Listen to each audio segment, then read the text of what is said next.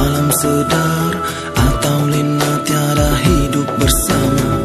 Persaudaraan lesu, kasih sayang kelabu, mencium berdebu, menjadi candu nafsu, membangkai sanubariku. Tidak lagi cinta diburu, yang ada cemburu melulu membunuh hatiku. Cintaku rinduku, jiwaku padamu, doaku pohon restu kasihmu, sayangmu, rahmatmu, Tuhan yang satu, kurniaanmu untuk hambamu.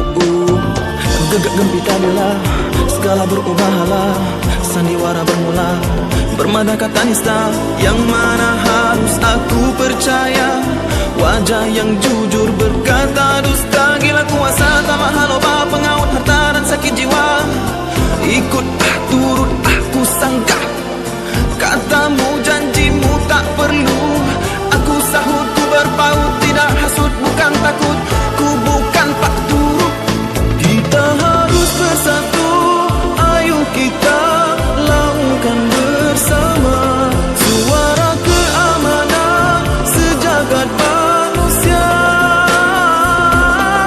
menyamaikan cinta, menyuburkan sayang, agar dunia aman sentosa.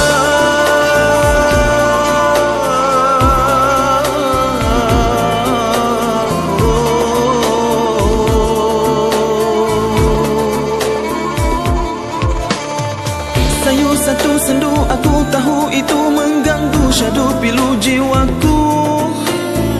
Karena cinta hanya tiba bila rasa kecewa hiba tanpa dirinya.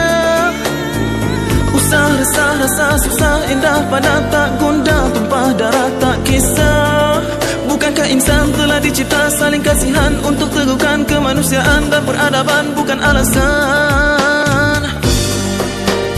Bukan pengkhianatan tapi keikhlasan dan kejujuran, bukan pergaduhan, bukan peperangan.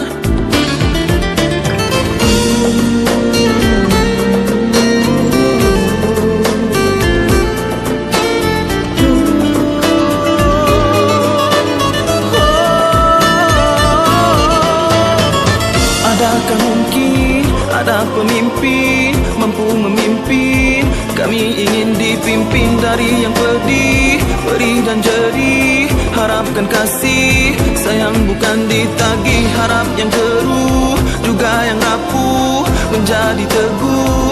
Mampu kita berteduh, kacau beralih, kini berkasih.